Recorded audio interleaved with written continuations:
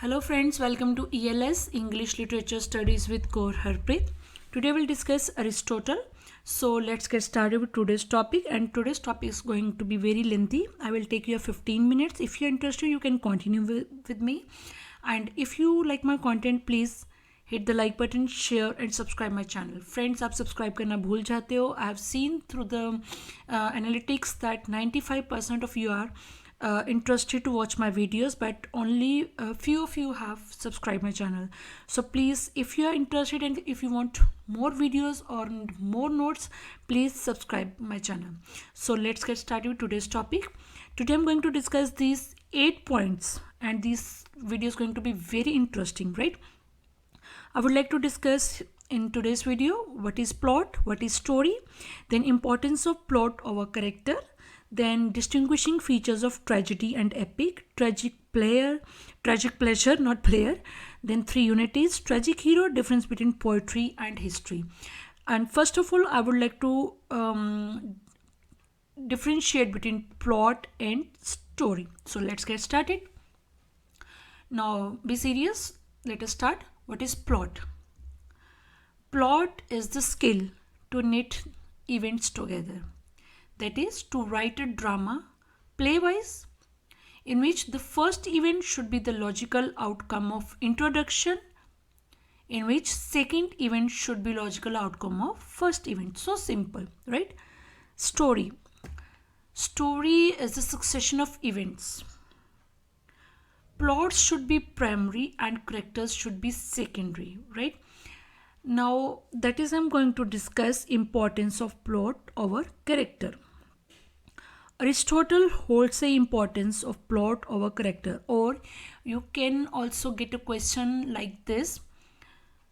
Discuss the comparative importance of plot and character in a tragedy, or question will like in this manner. Aristotle holds the importance of plot over character. Discuss it, right? So friends, if you want all these notes in written form, you can mail me. Address will be given in the description box. If you're interested, you can mail to get these notes in written form. Now coming to the answer of this question. Aristotle, he lays great stress on the importance of plot in a tragic drama. He regards character as less important. He takes some pains to establish the greater importance of plot, right? Aristotle says that tragedy is an imitation not of man but of actions. It is an imitation of his actions. It is an imitation of his life. Life consists in action, and its end is a mode of action and not a quality. Character, when he talks about character, he says that character determines men's qualities, but it is by their actions that men are happy or unhappy. It is because of their actions that are either they're happy or they're unhappy. Therefore, character comes in as secondary to action, right? Hence, the incidents, that is the events in the plot, are the end of tragedy. And Aristotle sums up his arguments when he says that the plot is the first principle, and as it works as the soul of tragedy. Now these are the words of Aristotle, that the plot is the first principle and as it works as the soul of tragedy. Now commenting on these words, or commenting on the position which is taken by Aristotle, S.H. Butcher says that the analogy or the similarity between the plot and the soul of a tragedy, it goes deeper than appears to be on the as it appears to be the case on the surface, right? According to him, the exact point of this comparison between plot and the soul of tragedy, it depends upon the relation in which the soul stands to the body, right? It is the plot again which gives the play its inner meaning, which gives the play its reality. And through this plot, the intention of the play is realized. Above all, it is the plot which contains these reversals of situations which most powerfully awaken the tragic feelings of pity and fear, and thus excite the pleasures appropriate to tragedy and critics, right? Now, according to F.L. Lucas, when we talk about Lucas, he goes on to say that Aristotle's view that plot is more important than character, it will become clearer if we remember his admiration for Oedipus by Sophocles, right? In this play, when we talk about this particular play, in this play, the plot is definitely more important than the delineation of character. If you remember, Oedipus is a man doomed before his birth to kill his father and marry his own mother. And the plot of this play could therefore have been written with any kind of character to represent Oedipus. W.H. Fife, he says that Aristotle, in asserting the greater importance of plot, he has simply paid a close attention to the known facts of ancient Greek tragedies. The aim of tragic play is to give audience a peculiar kind of pleasure. That is the main aim of tragic play. What is the main aim of tragic play? That is to give audience a peculiar kind of pleasure, right? Butcher, he admits that in a certain sense, the modern drama, it lays a greater emphasis on delineation of individual character. The modern drama depicts a richer and more varied inner life of the characters, right? He also, Lucas, he also argues that Aristotle would have felt amazed if he had gone through modern dramas and if he had gone through modern novels.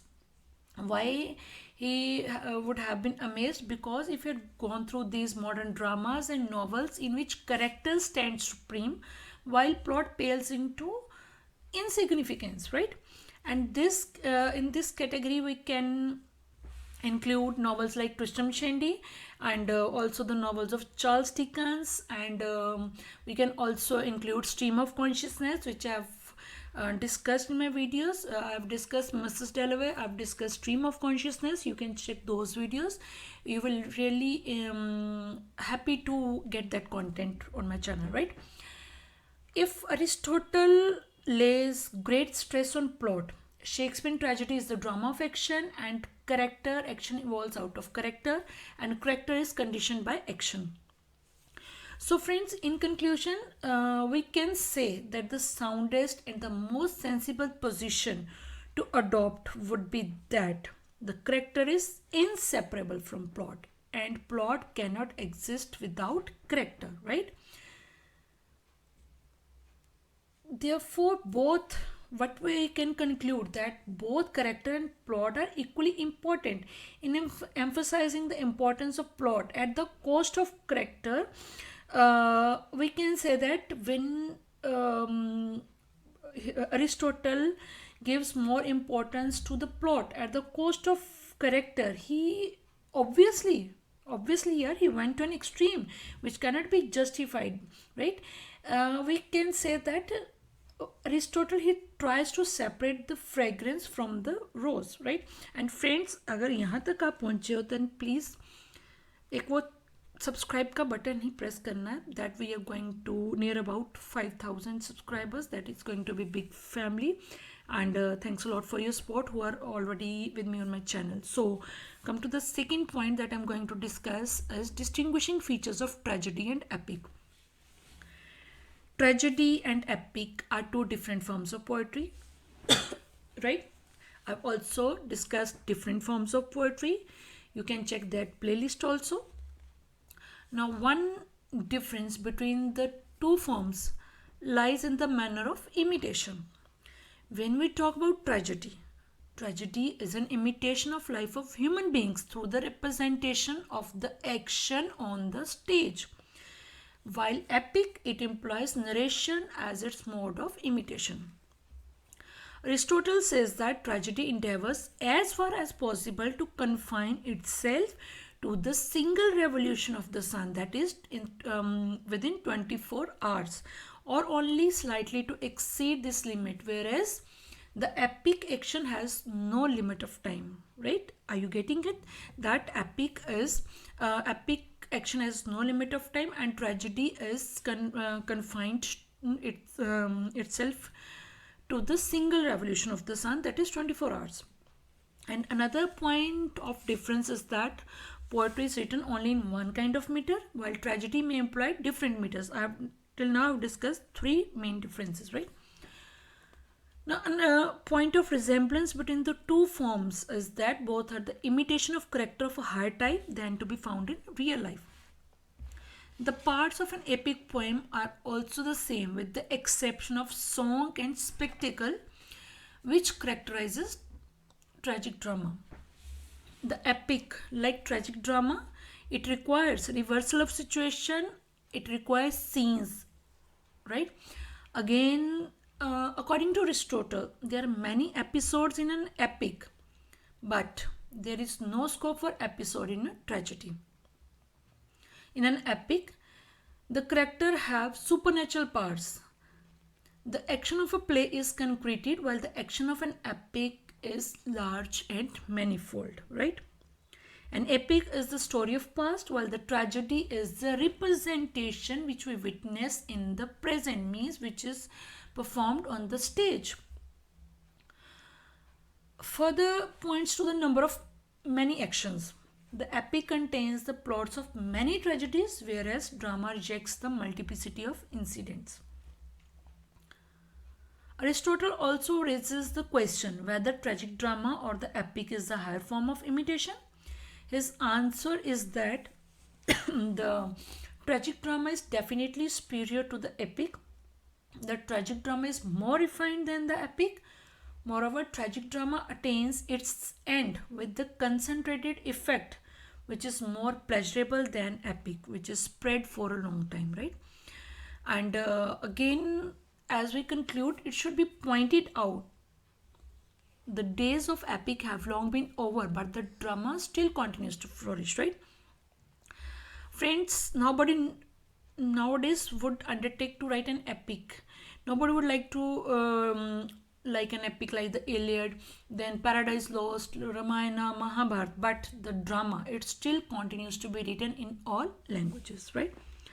Next point is tragic pleasure or catharsis.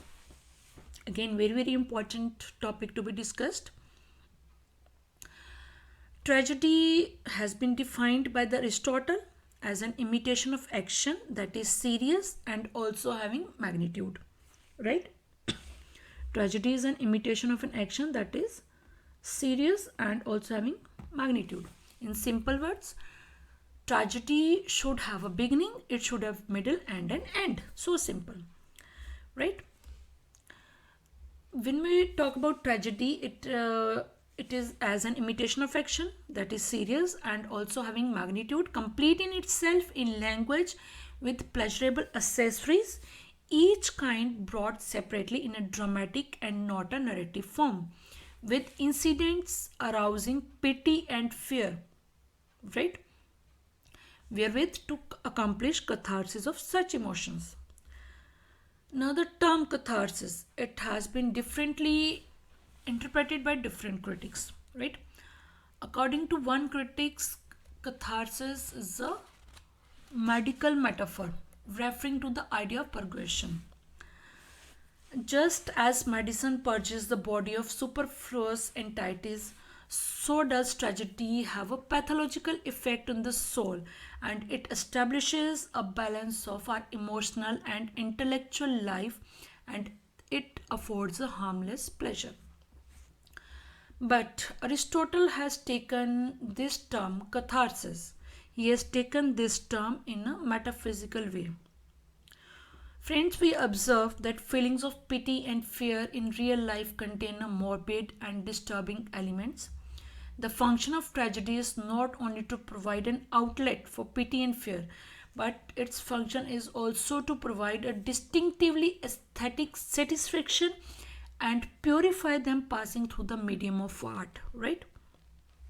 The main function of tragedy is to arouse pity and fear for the hero who falls from high state and at last he becomes victim of tragedy and fear for ourselves because we are afraid if what will happen if we were in the similar circumstances.